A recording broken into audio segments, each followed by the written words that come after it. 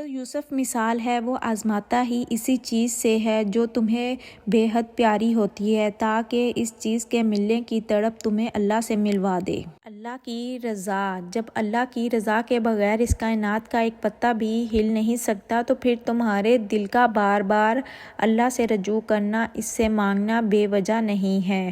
جو ہاتھوں میں اتنی جان ڈال دیتا ہے کہ وہ دعا کے لیے اٹھ سکیں، وہ پھر ان اٹھنے والے ہاتھوں کی لاج بھی رکھتا ہے۔